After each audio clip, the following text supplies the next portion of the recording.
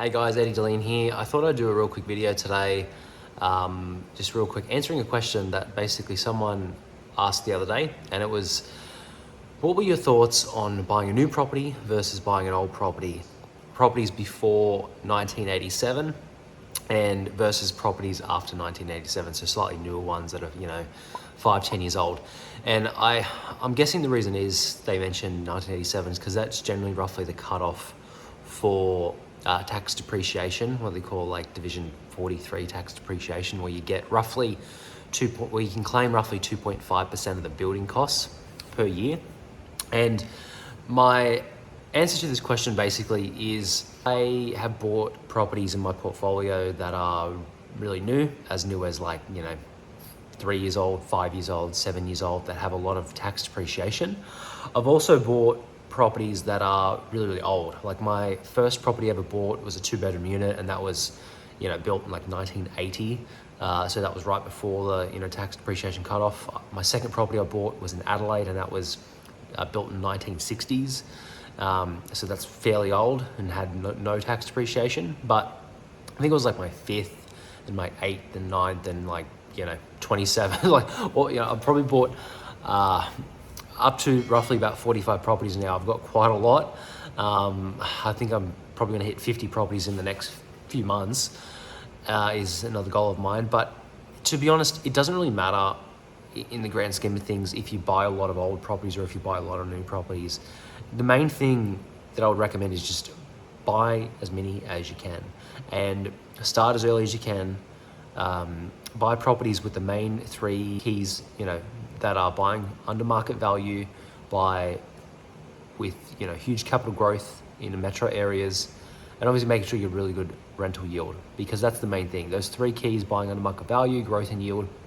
They, if you refer to other videos, they essentially make sure you mitigate risk, because if you have a really good high cash flow, such as a gross yield of 6, 7, 8%.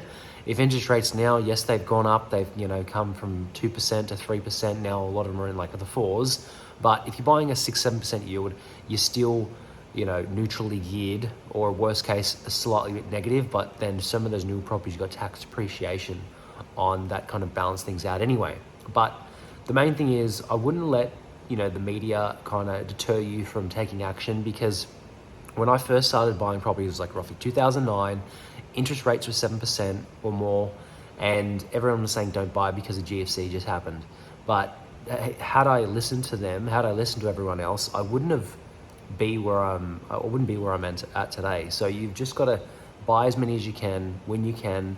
Never wait for later on to buy. Whenever you've got the capability to buy, you've got a deposit, you've got the ability to get a loan, you should buy right away. Don't wait till next year, don't wait till 3 months or 6 months or after tax time. Just buy it right away.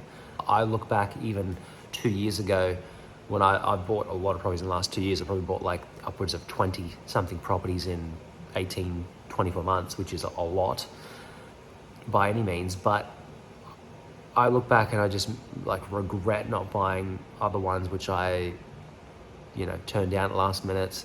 I thought I was pushing it too far. And yeah, I guess going back to the question, the newer the property is, the more tax depreciation you get. The newer the property is, yes, you have lower maintenance. Sometimes you have lower maintenance.